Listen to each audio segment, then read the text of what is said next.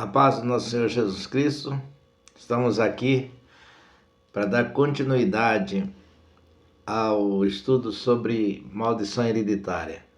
Tudo que eu disse, tudo que nós já aprendemos aqui, nós vamos estar complementando aqui nesta parte. Eu espero que ao terminarmos, que nós possamos assim, que nós já tenhamos assim um entendimento maravilhoso sobre aquilo que é a doutrina da maldição hereditária e também aquilo que não é. A gente tem que aprender os dois lados da doutrina, para a gente ficar sábio, né? Para a gente responder às perguntas que as pessoas fazem para nós. Então, eu quero começar o nosso estudo, dar continuidade, dizendo a você, como eu falei, se a gente for brincar mesmo assim, de dar asas a isso, a doutrinas, não só a maldição hereditária, até outras doutrinas também, acaba desaguando em alguma coisa terrível. E não começa do grande estágio, mas do pequeno, vai indo, minando, até tornar realmente uma coisa grande. Então nós queremos aqui dar continuidade, por quê? Porque nós falamos que quando essa doutrina vai sendo aplicada, vai sendo, orientada para as pessoas que têm esse problema, que consideram que tem esse problema, a gente já vê que parece que a doutrina de Jesus, o próprio Jesus, seu sacrifício, a sua vinda ao mundo, seu amor, todas as coisas, tudo que está contido na graça, no amor de Deus, em sua morte, vida e ressurreição, na sua vida, na sua morte, na sua ressurreição, tudo parece que vai sendo tratado com banalidade, vai sendo sucateado, como eu já disse no primeiro momento, vai sendo sucateado, e a gente vai começando a tratar das coisas aqui de uma forma pedagógica, de uma forma tipo ritual, a busca da minha perfeição, eu mesmo vou ser forte, vou vencer, eu tenho que, enfim, coloco o homem na frente das coisas. E na verdade, como eu disse, Jesus ele fala, sem mim nada podeis fazer. E eu quero dizer também que a doutrina da maldição hereditária, nós falamos muito sobre o pecado, mas não falamos sobre as consequências do pecado, o fruto do pecado. Na verdade, o fruto do pecado, ele assim demonstra, né, a fragilidade do ser humano. As doenças é um fruto do pecado, as doenças, o vício, né, o tipo de vida que a pessoa vive, de miserável, pobre, tudo isso dá entonação de ser consequências da vida de pecado dos pais, daqueles que viveram, ou seja, é uma série de coisas ruins que acontecem conosco, vícios, separação, casal que se separa sempre, nunca consegue fixar um casamento, as enfermidades de câncer, a maldade no coração, enfim, é uma ramificação de coisas ruins.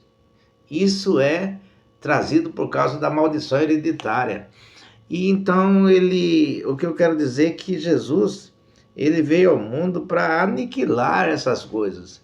Ele veio ao mundo para, morrer por nós em uma cruz, verter sangue e levar sobre si as nossas enfermidades.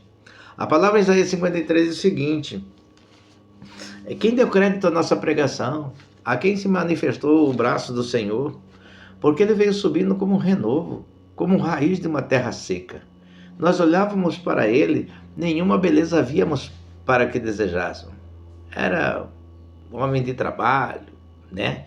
Homem de dor no trabalho. E nós não fizemos caso dele algum. Mas a Bíblia diz assim que ele foi ferido pelas nossas transgressões e moído pelas nossas iniquidades. O castigo que nos traz a paz estava sobre ele, e pelas suas pisaduras nós fomos sarados. Então o que eu quero afirmar com vocês aqui neste momento é que Jesus ele tem poder e domínio sobre todas as coisas, sobre todas as enfermidades, sobre todos os hábitos maus que as pessoas adquirem, vícios, tudo, tudo, tudo. Ele tem o domínio. Ele veio para libertar o homem, para desencarcerar o homem dessas coisas. Mas é preciso aceitá-lo como o único e suficiente Salvador. É preciso passar pelo processo, porque a libertação é só Ele que pode fazer.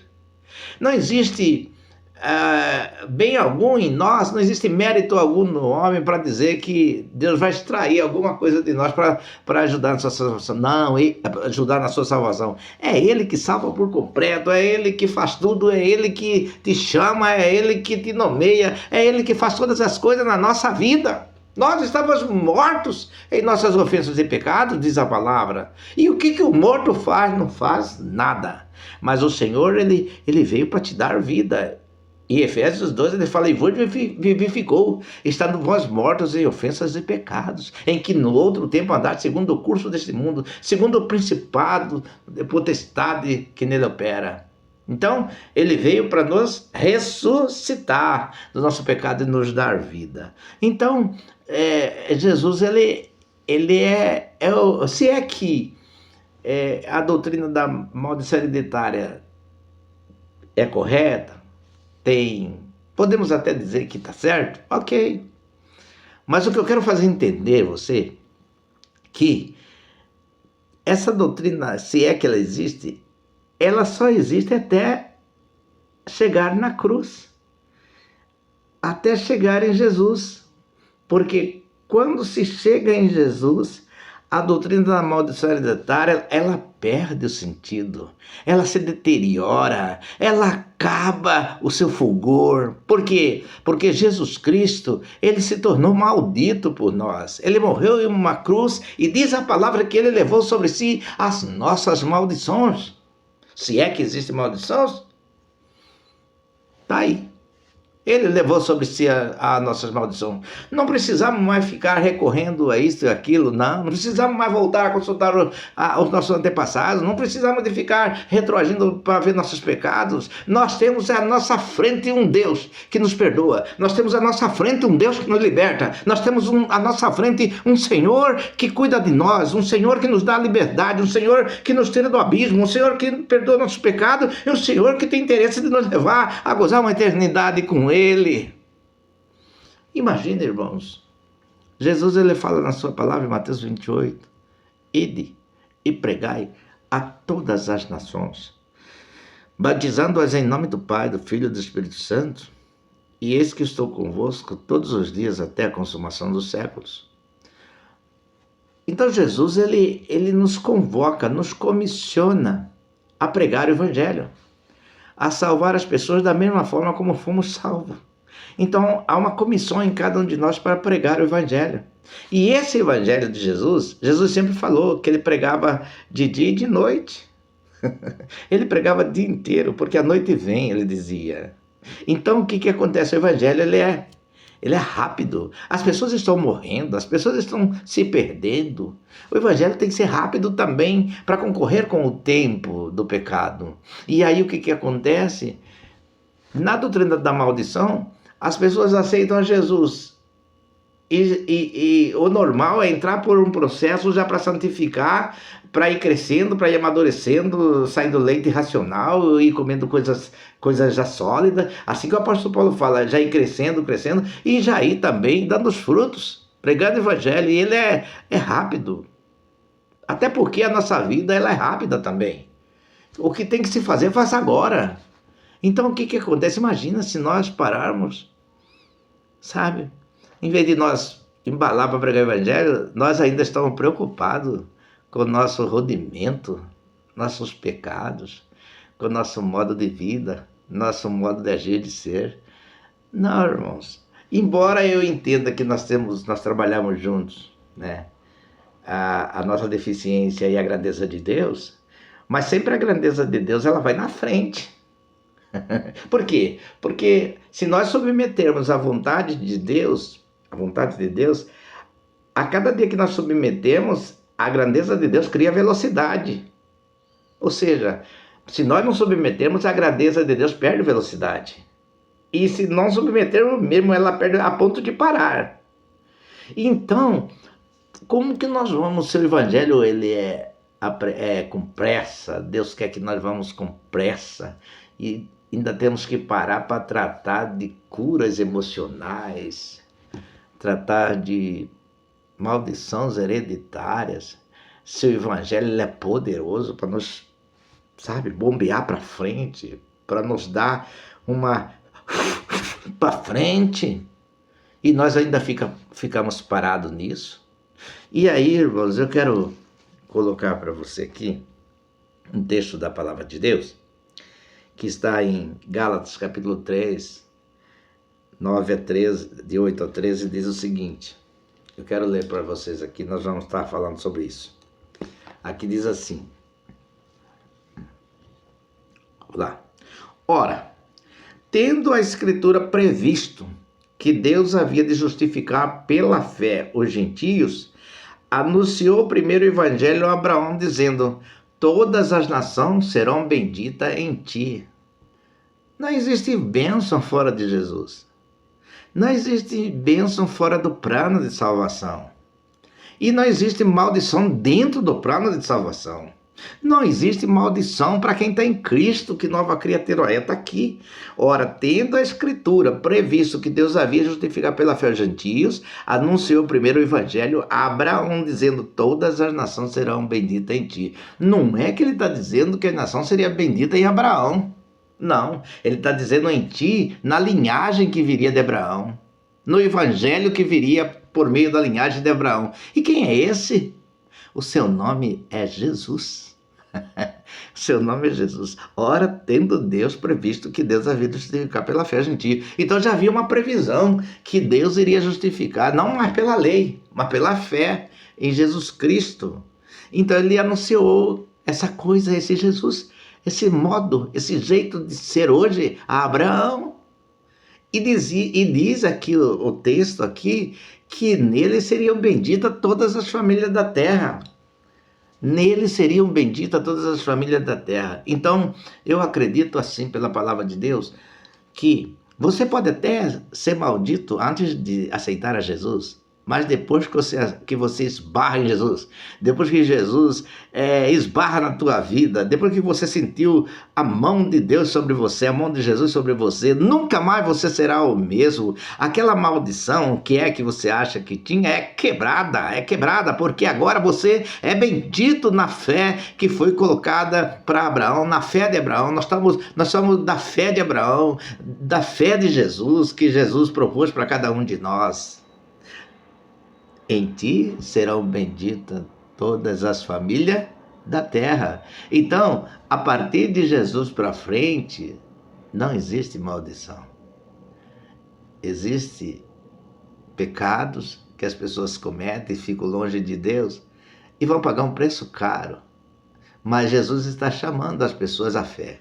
Jesus está chamando as pessoas à novidade de vida. Jesus está chamando as pessoas à eternidade.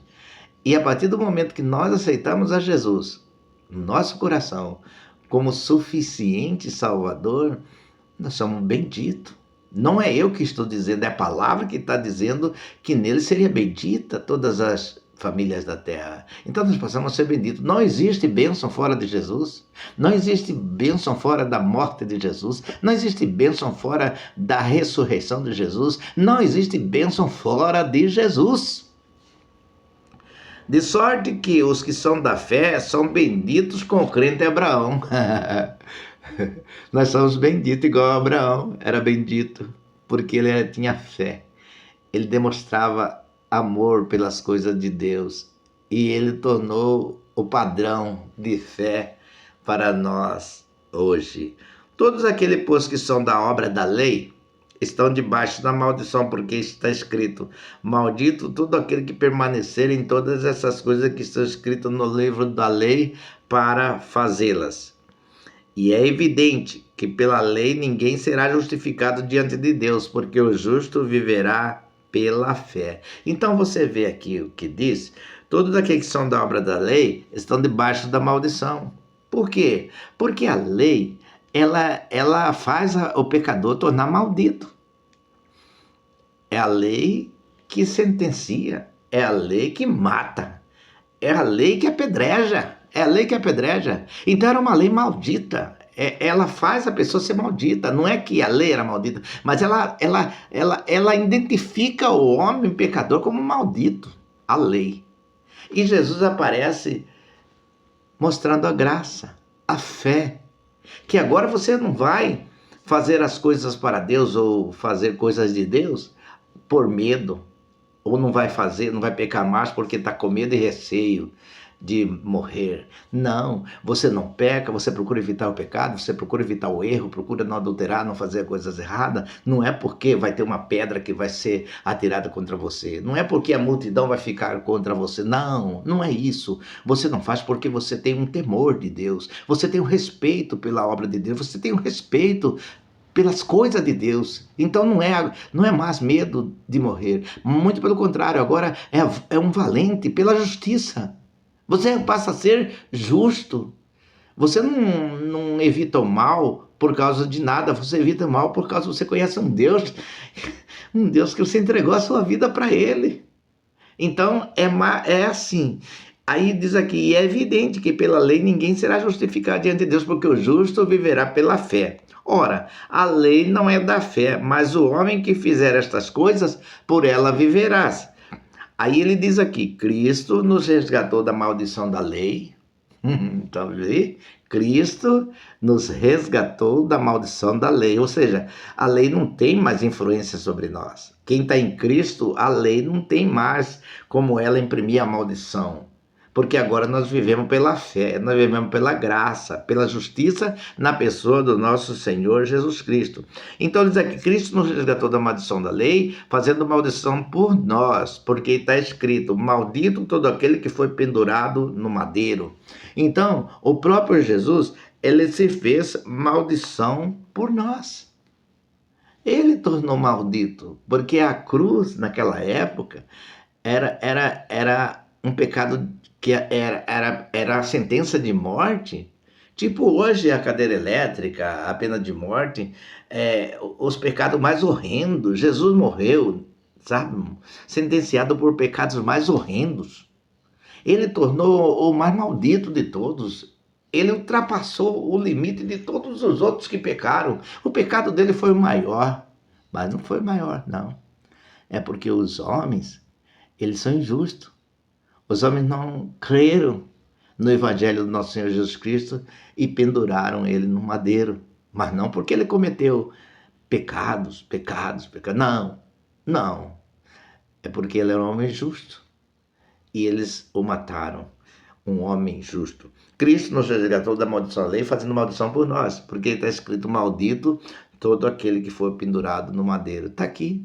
Ele levou sobre si as nossas maldições, para que a bênção de Abraão chegasse aos gentios por Jesus Cristo e para que pela fé nós recebamos a promessa do Espírito. Então vocês vejam que quando nós falamos de Abraão, da história do Velho Testamento, que Abraão sacrificou Isaac, enfim, ele tinha uma vida devota com Deus. E ele tornou o pai da fé. E essa fé de hoje, a nossa, é a mesma fé que estava no coração de Abraão.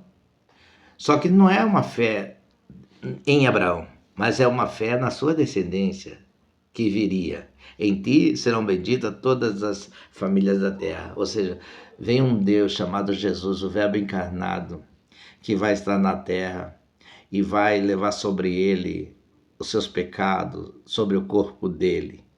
Ele vai tornar maldito, para que a maldição nunca mais te ache, para que os seus pecados sejam anulados, para que os seus pecados sejam perdoados.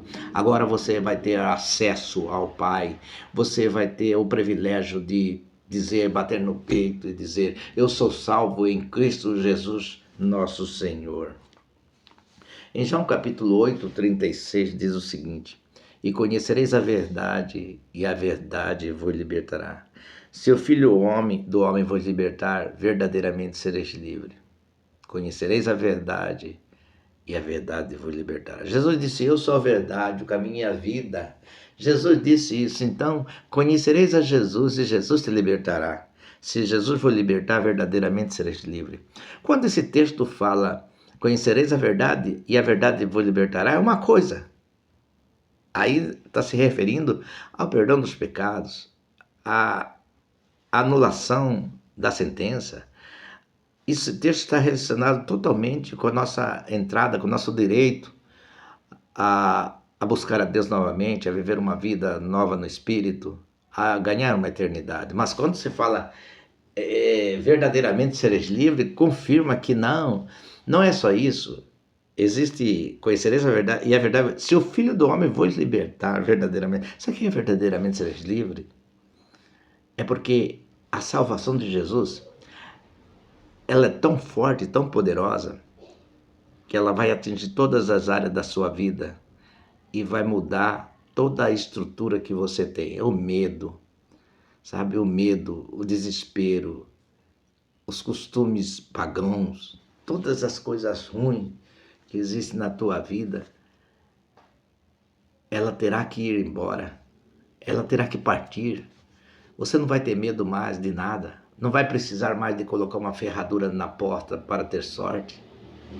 Não vai colocar mais sal grosso atrás da porta para espantar os inimigos.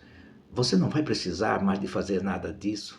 Você não vai mais ter medo de passar por baixo da escada, não vai ter medo de lobisomem, não vai ter medo de fantasma, não vai ficar vendo as coisas à noite, perdendo o sono. Por quê? Porque ele vai te tornar livre verdadeiramente. Você, além de ser perdoado dos seus pecados, esses mal hábitos, essa coisa que te adoece, essa coisa que te faz triste, vai embora em nome de Jesus. E eu quero encerrar essa fala nossa, porque a doutrina da maldição hereditária, as pessoas questionam e dizem assim, não, mas é que a pessoa ainda traz aquelas coisas que ele não queria fazer e acaba fazendo, porque é um pecado que está arraigado no DNA, na família, e vem de geração em geração, pecado familiar, aquela coisa toda, não é mesmo assim que falam? Porque eles dizem assim que é uma coisa que gente se submete a isso sem querer, ou seja, não existe força em nós para vencer essas coisas, que é só mesmo uma quebra de maldição. E eu quero ler o texto em Filipenses, capítulo 4, Filipenses capítulo 4, vou pegar aqui Filipenses capítulo 4, de 4, capítulo 4, aí nós vamos ler em diante. Eu digo assim, o texto diz assim, apóstolo Paulo falando aos Filipenses, regozijai-vos sempre no Senhor, outra vez vos digo regozijai-vos. Seja a vossa equidade notória a todos os homens, porque perto está o Senhor. Não estejais inquieto por coisa alguma. Ante as vossas petições, sejam em tudo conhecidas diante de Deus coração, súplica e ações de graça. E a paz de Deus, que excede todo o entendimento, guardará o vosso coração e o vosso pensamento em Cristo Jesus. Eu quero dar uma parada aqui para observar esse texto que diz assim, ele guardará o vosso coração e os vossos pensamentos, entendimento.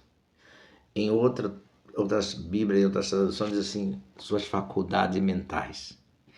Então, quando você tem Jesus, quando você aceita Jesus, o velho homem ele é sepultado, o homem do pecado, e levanta um novo homem.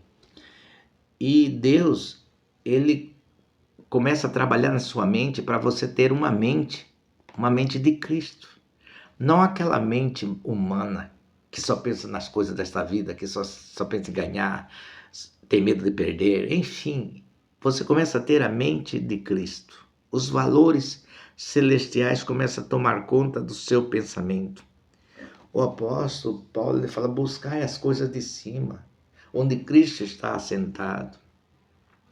Então, os pensamentos. E se nós temos um pensamento acerca das coisas, eu tenho que ter um pensamento, talvez eu consiga ter dos 5 anos de vida para frente. Porque o início, quando nascemos, nós não temos conhecimento das coisas, porque nós vamos se desenvolvendo ao tempo. Então nós podemos, assim, dos 5 anos para cá, raciocinar e pensar: para que eu vou trabalhar o meu pensamento? Lá no passado, fazer uma aliança uma ponte de ligação entre minha vida hoje com o passado, para mim tentar resolver os problemas presentes. E Cristo aqui, ele fala assim, que quando você aceita ele, quando você tem Jesus, a Bíblia diz assim, que ele vai guardar até as suas faculdades mentais, ou seja, o racional seu, não é o fantasioso, o explorativo, não. A sua faculdade mental, o racional. 2 mais 2 são 4, 5 mais 5 são 10. O que está certo, está certo. O que está errado, está errado. Então você passa a ter uma correlação com Deus nos seus pensamentos. E diz aqui, quanto ao mais, irmãos, tudo que é verdadeiro, tudo que é honesto, tudo que é justo, tudo que é puro, tudo que é amável, tudo que é de boa fama, se há alguma virtude, se há algum louvor, nisso pensai de novo. Para que eu vou ficar pensando em coisas que já se passou? Para que eu vou ficar vasculhando a minha vida pregressa para mim tentar ver onde é que eu errei? Irmão, eu vou te dizer uma coisa para você. Jesus, se você errar hoje, pecar, fazer coisas terríveis, Jesus não vai pegar você e sentenciar e pôr numa cruz ou dar um veredito final. O que Jesus vai perguntar para você, você pode falar para ele assim: Senhor, eu pequei por isto, por isto, por isto, por isto. Sabe o que ele vai dizer a você? Eu não quero saber dos seus pecados anteriores, do seu erro de ontem. Eu quero saber o que você vai fazer de agora em diante. Eu preciso saber o que você vai fazer de agora em diante. É assim que Jesus se comunica conosco. Ele não tem interesse de olhar coisa passada, até porque ele já perdoou nossos pecados e lançou na profundeza do mar e nem lembra mais deles. Se há alguma virtude, se há algum valor, nisso pensai. Então, a doutrina aqui, o ensinamento de Jesus aqui, ele é isso, ele é um ensinamento que nos orienta a viver uma vida no presente, a viver uma vida de paz, uma vida de justiça, uma vida de amor. Enfim, é isso que é o Evangelho de Jesus. É hoje, é a partir da cruz. É a partir do momento que você aceitou como único e suficiente Salvador, você já comprou a sua passagem para a eternidade. Agora só basta você sepultar o velho homem sempre, lutar para que a sua salvação se conserve.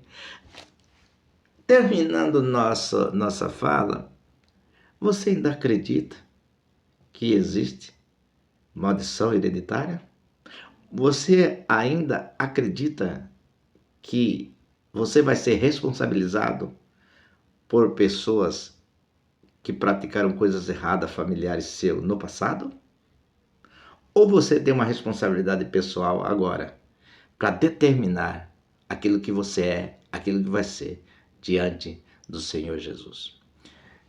Fique com Deus, que Jesus te abençoe e que Ele faça grandes coisas na tua vida.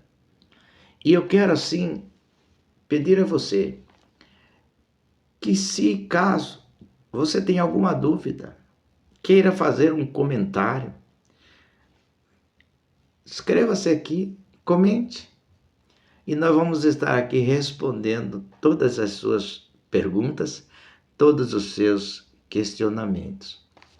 Que Jesus te abençoe, que dê paz, que te dê alegria e uma mente sábia para entender as coisas do reino.